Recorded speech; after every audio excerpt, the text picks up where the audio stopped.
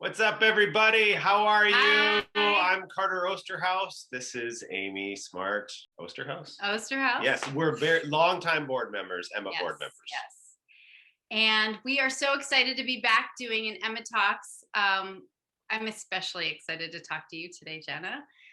Give us a rundown, Carter. What are we doing? So EMA Talks is a conversation point where we take celebrities, influencers, artists, and it's an intersection where we get to talk to the people who are on the front line, the chemists, the experts that are really know what is going into these products, the things that are being put out into the earth, and making sure that Mother Earth is taken care of. This is actually our first EMA Talks consumer products episode. Right. Yep.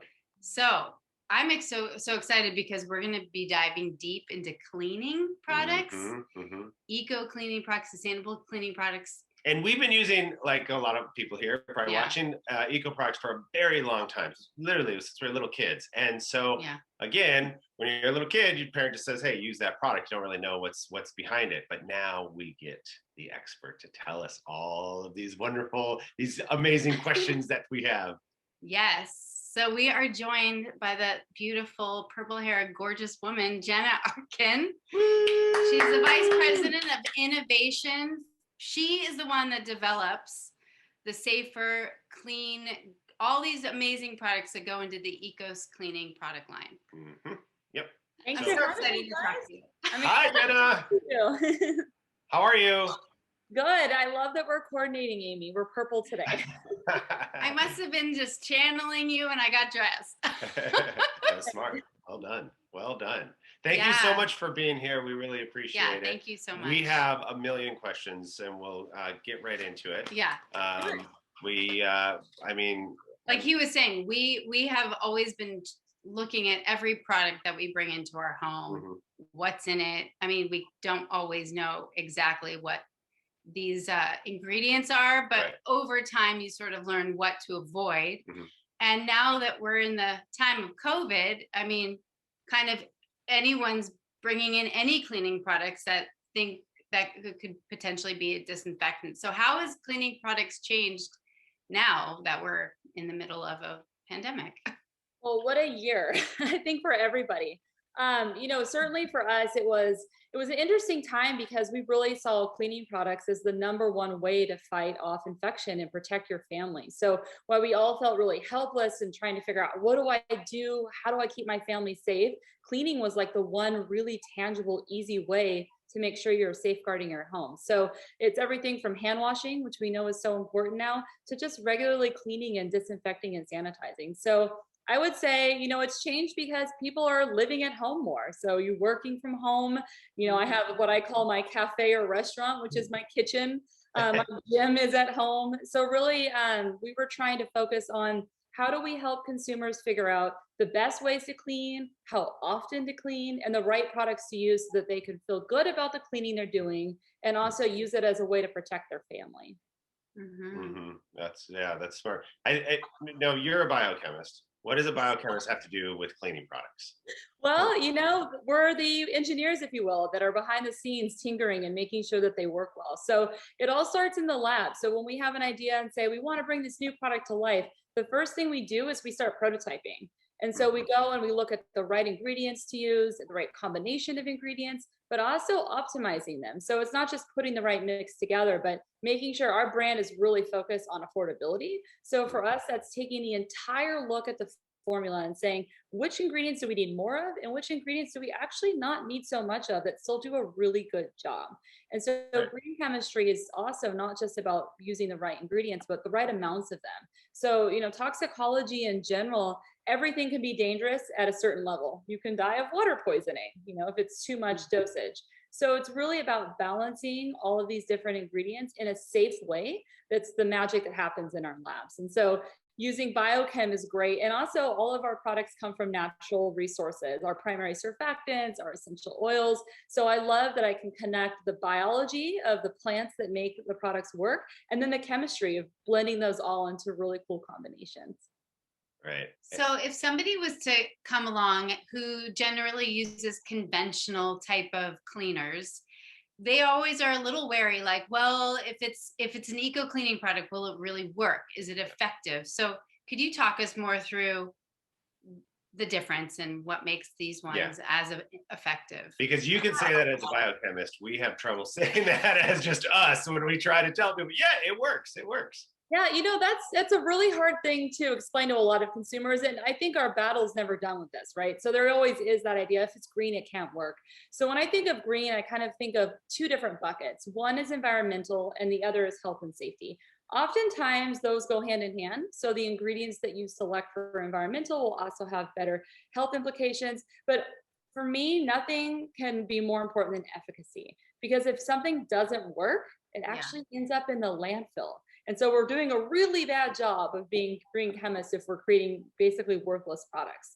So what we do is we really make sure that when we're selecting ingredients, we have to benchmark against conventional. Because if it doesn't work as someone's expecting it to work, it's really not going to function. And now, chemistry has advanced so much in this field that you can really create chemically identical products, but using renewable ingredients instead of petrochemicals.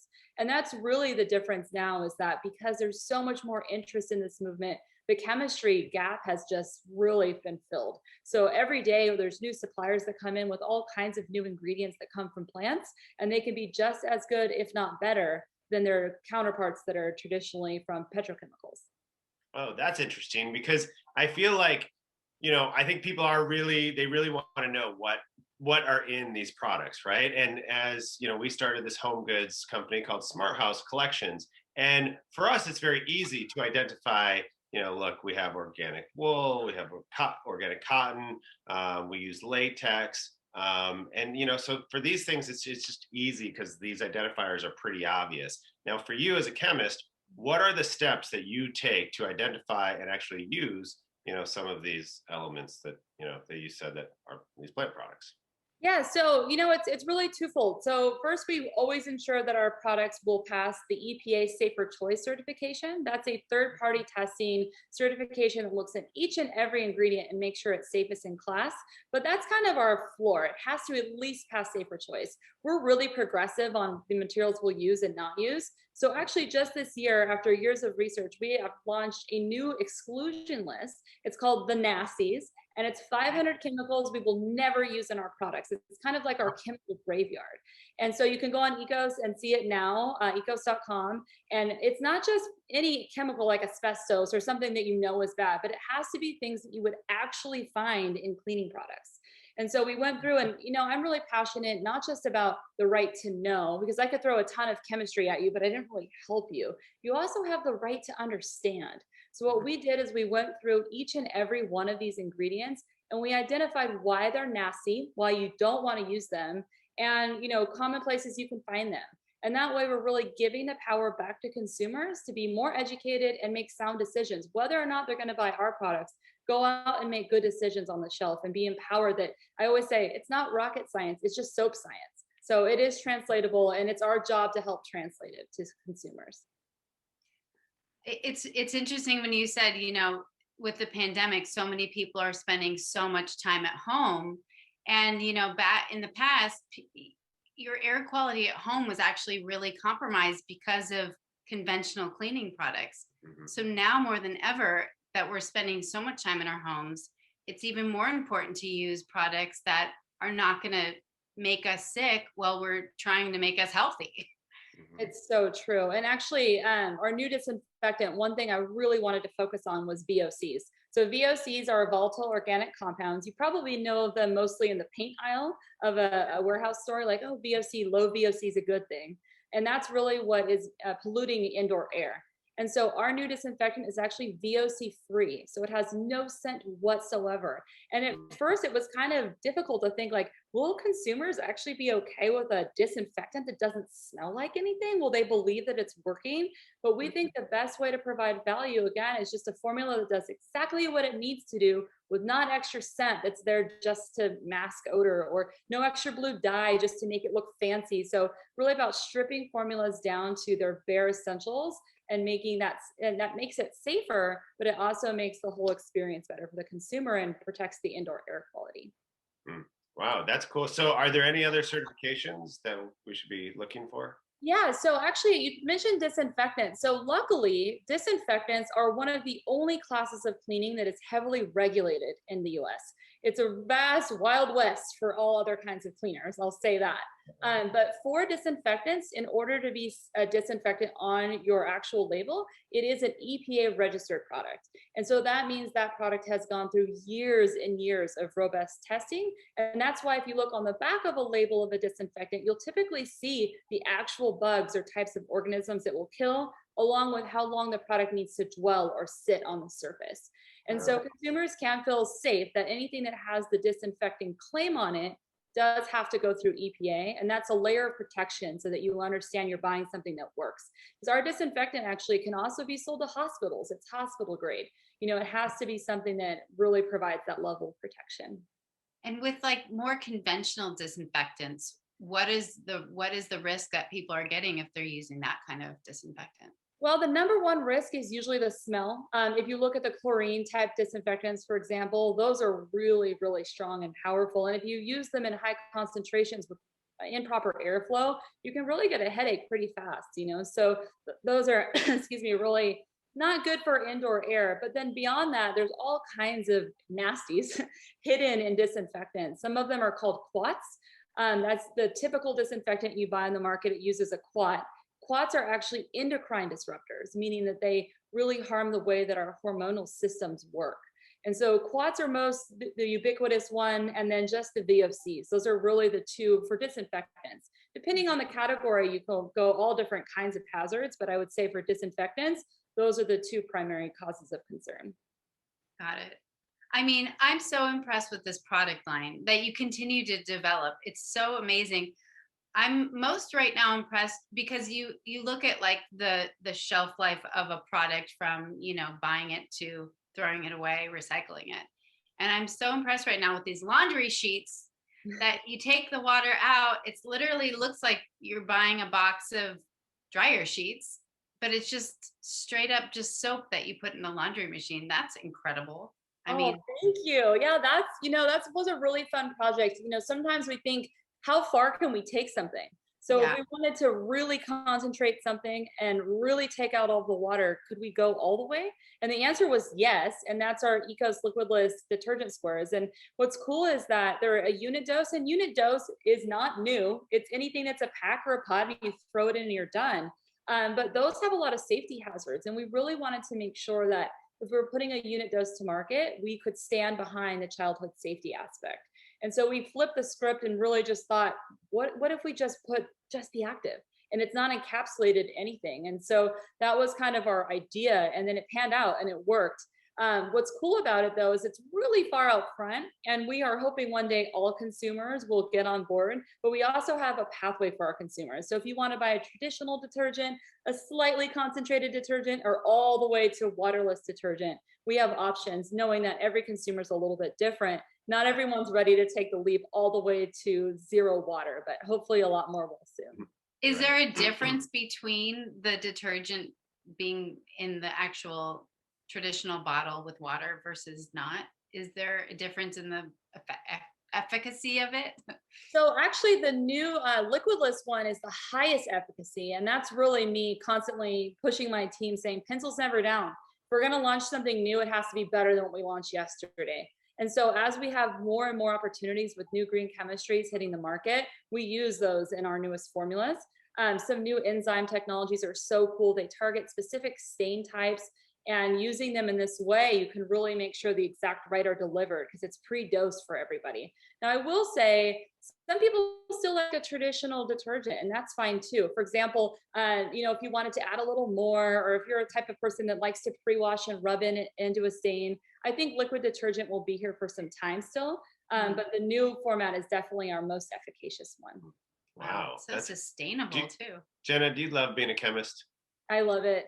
Well, I love being a chemist, but to be honest, I think of myself more as like a tinkerer. I just like to make things, I like to try everything, and I kind of obsess over new ideas and just want to try it. I always want to answer questions and experiment. I'm definitely at heart someone that wants to try things and just keep trying until something sticks. So I think it's a really fun role. Yeah, is that the beauty of your job? It's just like there's so much creativity and constant evolution in the game. Yeah, it is actually one of the things I love most. So my background's pretty diverse and different than most in my career, I'd say. So I always wanted to be a doctor. That was always what I was going to do since kindergarten. I'm going to be a doctor. I'm going to be a doctor. So I went to Berkeley, studied biochem, got in my senior year, and I thought maybe I don't want to be a doctor. Maybe I should try patient care and see if I really like it. So then I studied to be an EMT. I didn't like patient care, turned out. So I got on an ambulance for a while, and I was like, this isn't for me. So I wanted to do something again where I could build things and be creative. So much to my poor mom's displeasure, I went and got my instead of my medical degree, I got a master's in fashion design. And for a long Wow. time, yeah, I worked in apparel and learned so much about supply chain and manufacturing and product development. And now, full circle, I'm really designing chemistry. And so using that creative lens to solve technical problems is definitely a different approach, but for me, it's served me really well because I'm able to really take something that's a stuck problem and apply a lot of creativity and out of the box thinking to move us forward. Right. That's so cool that you just, Yeah. that evolution of what you, created to where you are today. Where do you see it going in the future? I mean, it seems kind of endless right now, right? In terms of our industry in the future, Yeah. Yeah. I mean, I think a big focus is going to be on plastic over the next several years. At ECOS, we're really trying to focus on plastic, and every product we launch has to be less plastic than the previous one, using better plastics, and really trying to lean in on a lot of new technologies that are offering more biodegradable plastic, even, or plastic alternatives. So while we've gone leaps and bounds on the formula side as an industry, I think plastic is really the next frontier. And you see that on the regulatory side too. So cities banning plastic bags or single-use plastic being of more concern. I know in San Francisco airport, for example, you can no longer buy a single plastic use water bottle. And that's a good thing. And Wow. That's our amazing. products aren't single-use plastic, they're multiple use, but still we want to be at the table and making sure that we're part of the innovation that drives plastic out of the system and closes the loop. right. And I'm sorry. I'm just curious. Now that we're talking about, do Yeah. you think you'll as a company at some point go to a place of reusing, like sending packets of something to reuse the same bottle or anything like Yeah, that? we've definitely looked at a lot of different ways to accomplish that. Right now, we're really proud that we are on Loop Store. So Loop is like the milkman model. You can go and buy our products in beautiful stainless steel bottles, and then Loop will wash them for you, return them to us. We fill them back up, and then it gets back to the consumer. Oh, that's So, great. yeah, it's one way we're looking at it. We also have a lot of refill kits we're currently looking at. We saw one called the Mother and Child. So instead of buying just one bottle, you get the refill attached to it, just really encouraging consumers to use lots of that plastic over and over and over again. So the problem really isn't plastic, it's that we think of plastic as disposable, but we need to look at it as being something that's valuable and reuse it and make sure that we're using it properly and recycling it properly. So yeah, we're looking at a lot of different ways. And then something like the liquidless laundry detergent is all the way to zero plastic. So I think, the winning racehorse is often a combination of just having a lot of horses in the race. So we're really looking at it from all ends. And do you find that it's easier to get people to buy into products like this opposed to the traditional product? So I think it really depends on, who the consumer is. What I love about a lot of these plastic, reductions is they're perfect for e-commerce. And so e-commerce is, of course, after this year really exploded. It's grown, and, the last year has been equivalent to 10 years of growth for e-commerce and the shift of brick and mortar over to e-commerce. And so the beauty of lightweighting, reducing packaging, and making things more concentrated is it's actually perfect for e-commerce. So we're seeing more conversion of people trying these types of things on e-commerce. And I think that will continue to be the trend, is that more of the innovative, forward-thinking products do well on an e-commerce site. Do you have a favorite product you've developed? Oh man, that is so hard. It's like asking for a favorite child. I know, Um, I know. Or your top three of your favorites. Yeah, so I love our hand soap. I really think it's gentle, it's effective, it is a great price point. When we think about our brand, we focus on authenticity, affordability, and access for everybody. It's got to be something where you can't just sell it at the premium natural store. It has to be everywhere. And our hand soap is one that really has a great price and does a great job and comes in a lot of great fragrances too. We use lavender essential oil and a lemongrass one too that I love. So it's really cleansing and hydrating, because over the last year, how much we're washing our hands.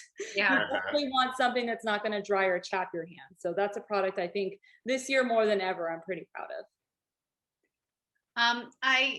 Can you just, the traditional, if we're talking about hand soap, like if you're going to get like the antibacterial hand soap, there's certain chemicals in there that are actually harmful to keep putting on your hands and getting rid of, can you just talk us through a little of that? Yeah, so classically, like the antibacterial hand soap used an active called triclosan. And about 5 or 6 years ago, that actually got banned by the FDA as being not safe. Now there's only a couple of actives you can use in a hand soap that are antibacterial. And those are definitely things that are on our nasties. So that's why we haven't gone that route. And also it's kind of funny this year, everyone's thinking, oh, I need antibacterial hand soap, but a bacteria is not a virus, and we're concerned about coronavirus. So just soap and water is the most effective way to remove something from your hands. It's the physical removal of pathogens that actually is the most effective measure to protecting yourself. And the other thing that people don't realize is that if you over disinfect, and this applies even to our disinfectant cleaner, or you are using antibac on your hands, you're really damaging your home's natural biome. We all need healthy gut biome, and we also need a healthy home biome. So you definitely don't want to use too many antibiotics, if you will, for your home, because it's going to destroy that natural biome that's really integral for all natural processes. That's good to hear. So switching over, because obviously with Smart House, I feel like there's a lot of similarities, because when Amy and I first started, we wanted to make sure we went into the manufacturing plants. We visited a couple just to make sure that the one that we picked was really somebody that we could trust, we believed in. I mean, there's just so many factors that really go into it.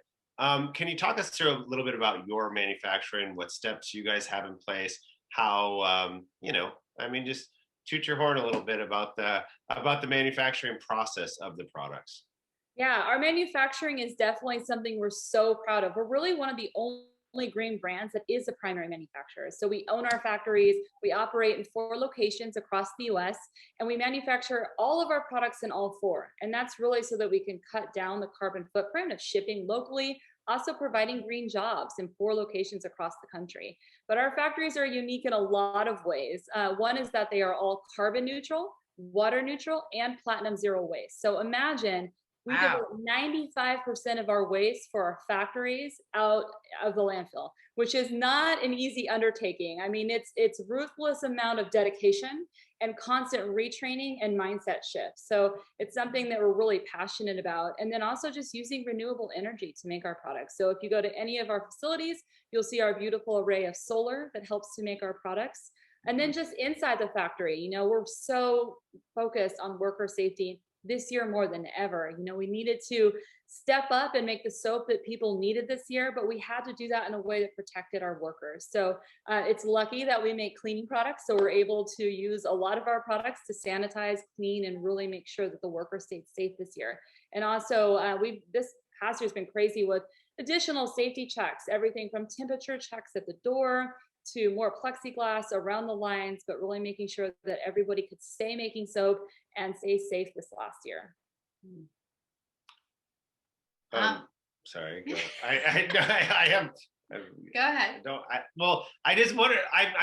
I'm jumping around. I know, and I appreciate that about the manufacturing, because that's obviously very important to us too. And where we landed, we don't manufacture ourselves. It's not our company, but that's really important. Trust factor that people have in you when you are selling products. And trust them with their expertise. Right. Because like with us, with a mattress, you're never going to cut open a mattress to see what's inside. You just trust that it's eco, that it's not going to off gas, that you can trust, where we're making them and so forth. So it's the same thing, you build the trust with your consumer, with the consumers, and try to be as transparent as you can. Right. And Yeah, sorry. Go on. Are you? I feel like there may have been an answer there, but I Yeah, just no, wanted to I add think on you that. nailed it right. I mean, transparency is so important. One of the things I love about the fact that we make our products is that our quality control site is literally right next to production. And so that process between QC, and I actually started in the company as a QC chemist. And one thing I love slash hate about QC is that really good quality control is kind of boring. Nothing really should happen. Every day is the same, and you're closely checking the soap, and it's very, systematic, and everything is all checked along the way. So we'd really focus a lot on every incoming raw material, as well as multiple checks during production to ensure that the product that's shipped is always perfectly within spec. And that's actually really tricky with natural products because there's a lot of variance from the coconut all the way back to the raw material. Every coconut tree is a little bit different, which makes a slightly different surfactant, which makes a slightly different bottle of soap. But what we do is we really blend everything together and fine tune it so that every bottle you buy feels really the same as the last time. So it takes a lot of finesse in the lab. Right. Yeah, I'm sure. And I think like so going off that trust factor, what is your like usual elevator pitch, especially during the pandemic when somebody says, I want this is what I need. So my family stays healthy and clean, that organic stuff, I don't want to even go there. Yeah, so a couple of things. I always like to talk about our products being non-toxic because to me, as a mom of three, there's nothing more important than making sure the things that I'm bringing into my home to protect my home actually are not doing more harm than good. So non-toxic, hypoallergenic is the other one. Just because if it's something that you're going to be putting in the laundry comes out, but there's still chemical residue. It has to be able to sit on your skin and not irritate you. And then the third one is the EPA Safer Choice Program. So I can tell you all day that I love our products and that I believe in them and I stand by them, but having a third party certifier like the EPA who's trusted by consumers look at safety, efficacy, and they also look at innovation. Are you constantly ensuring that your formulas are tweaked and maintained and improved over time? So really that Safer Choice seal of approval, you'll see it on the front of all of our bottles. That's what I typically lead people to because they can go to the EPA site, see what that program's all about, and that we've been certified to uphold that standard. Have you always been interested in the environment since you were young, or how did this transpire for you? Yeah, for me, I think such a weird kid. I love being outside. I was such a tomboy. So, where my sister was often playing dress up and Barbies, I was chasing frogs and muddy and fishing and in overalls. So I think I've always been outdoorsy. I've spent a lot of summers with my grandparents in Montana learning about nature and riding horseback, being obsessed with everything from dinosaur bones to, just the natural element. So I think for me, just that passion for our environment. Also, scuba diver, been scuba diving since I was like 8 years old. So the Wow. love I have for our oceans, that's something that I think about every day. How can we do better? And, especially as a mom now, like how can we make sure that there's something left for the next generations to enjoy? Yeah. Yeah. And speaking about plastics in the ocean, I mean, learning about all the microplastics and also I have been volunteering with Heal the Bay, a local nonprofit in Los Angeles for many years since I was a teenager. And one of the first things I learned was that everything that goes down our drains, our toilets, goes to, a sewage treatment plant. And there, at least in the LA area, it gets treated and goes back into the ocean. So that was the first clue of like, whatever, if it's super toxic, it's not going to clean out at the sewage treatment plant. So it's going to end up in the ocean, all these chemicals. So that's another reason to be putting clean products down our sinks and our toilets as well. Yeah, I think we have, unfortunately, this throwaway society where as soon as we're done using it, we don't want to worry about it. We've used it and it's gone. So therefore it's gone forever. But a lot of the traditional cleaners have things that are bioaccumulators. I think we know a lot about bioaccumulation from fish and mercury. We know about that one. But there's tons as well that are used commonly, and a lot of them are dyes, for example. So that's a really sad one because if you imagine like a chemical dye that's put in a laundry detergent, for example, it really has no value, and then it ends up bioaccumulating. And if you think about it, like most detergents that are dyed too, you can't even see through the bottle. So you're talking about a very fine moment in time where you can see the liquid pour out of the bottle. That's the only time you see the blue. But what is that blue doing now? Like, where does it end up? Where does it bioaccumulate? So, it's really hard because consumers like to just be done with something. But I think it's now time that people are really starting to think about their impacts and how do we create circular economies and make sure that the things that we're purchasing actually have a proper end of life. Right. Well, you guys are doing that in a fascinating, amazing way, and we've always been a huge fans of ECOS and the innovation that you guys have. You're definitely the leaders that we look to you guys as one of the leaders in this industry, and it's always really cool to see, like, when we just recently got some new stuff that ECOS has, and we were super excited about it, and we love seeing that because that stuff for us is really fun, and to share it with our friends too. Oh, thank you so much for your support. It is something, it's a fun industry. I don't think we'll ever be done. That's why I'm around. It's just, there's always a new challenge to look at. But I think it's that constant, spirit of pioneering and never being finished, pencils never down, that's going to move the needle. So thank you guys so much for your support. Thank you so much, Jenna. Happy Earth Day to you. Yes, happy Earth Day. Thank you for your work that you do. Thank you for making these amazing products that we can happily use and feel comfortable with in our homes. Awesome. Thank you both. Okay. Bye. Bye.